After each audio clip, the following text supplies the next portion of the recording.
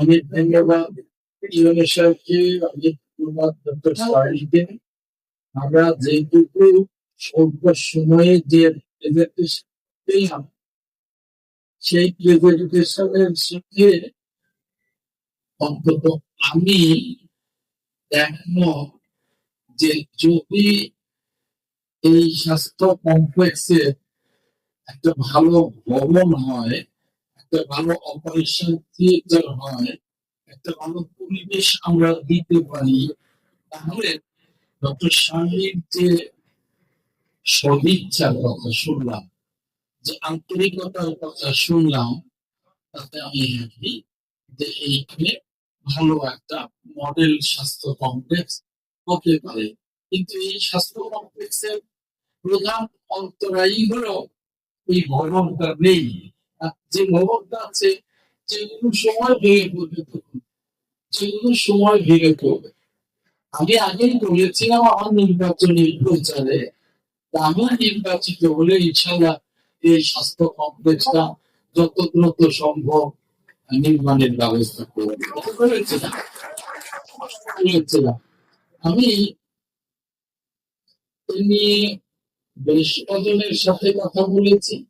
সবশেষে জনস্বাস্থ্য প্রকৌশল অধিদপ্তরের যিনি চিফ ইঞ্জিনিয়ার, আপনি তাকে একটু প্রেজেন্টেশনে দেখালি, এই ভদ্রলোকের সাথে আমি যোগাযোগ করেছি। তো এখানে চিফ ইঞ্জিনিয়ারই ওই ডিজি দায়িত্ব পালন করছেন, ডিজি নেই, চিফ ইঞ্জিনিয়ারিং দায়িত্ব পালন করছেন। আমি বললাম যে ইঞ্জিনিয়ার সাহেব, আমার নির্বাচনী এলাকা বাসাইয়ের স্বাস্থ্য কমপ্লেক্স ভবনটা যে জরাজীর্ণ দশা, তো আমি দেখলাম যে উনি সব খবর রাখেন। উনি বলেন, স্যার স্যার আমি জানি স্যার, বাসায় তো আমি গিয়েছি স্যার, আপনার প্রেজেন্টেশনে ব্যাকগ্রাউন্ড নিয়ে এসেছিলেন।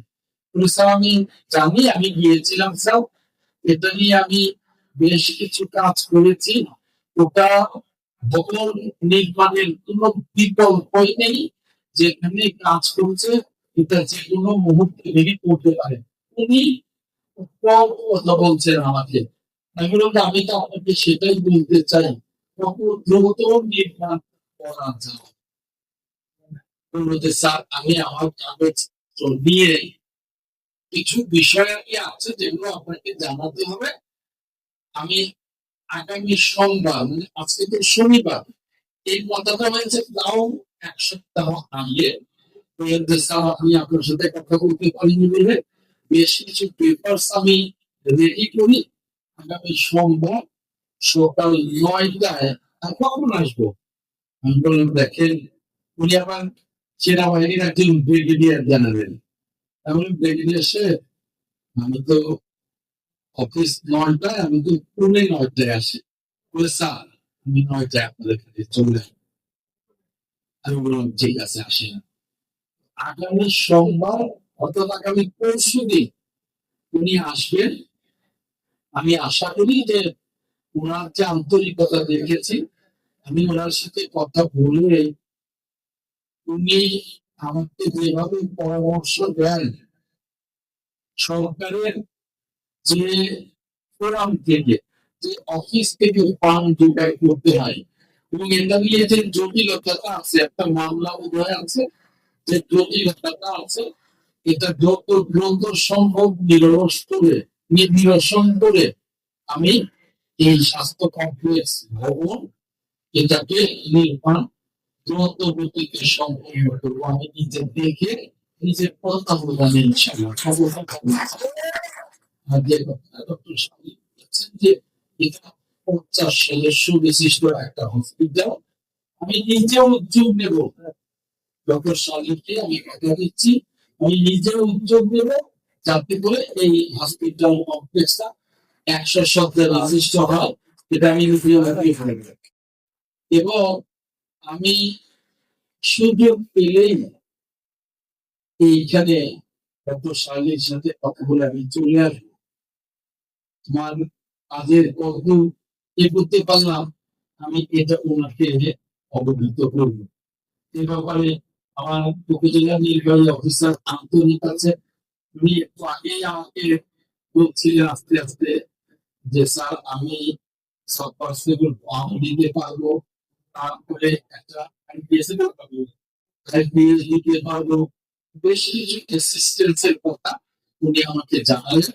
এগুলো নিয়ে আশা করি আমাদের যে টিম আছে উপজেলা নির্বাহী অফিসার, আমাদের এখানকার মেডিকেল অফিসার ডক্টর শাওনি সহ যে টিমটা ওনারা কাজ করছেন, আমি মনে করি ওনাদেরকে দিয়ে আমি খুব দ্রুত এই বাসাইলের স্বাস্থ্য কমপ্লেক্সের পুনর্নির্মাণ নির্মাণ সম্পন্ন করব।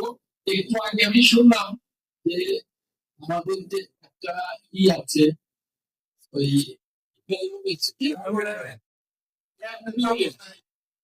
অ্যাম্বুলেন্স আছে, ওটা ড্রাইভারও নাকি নাই।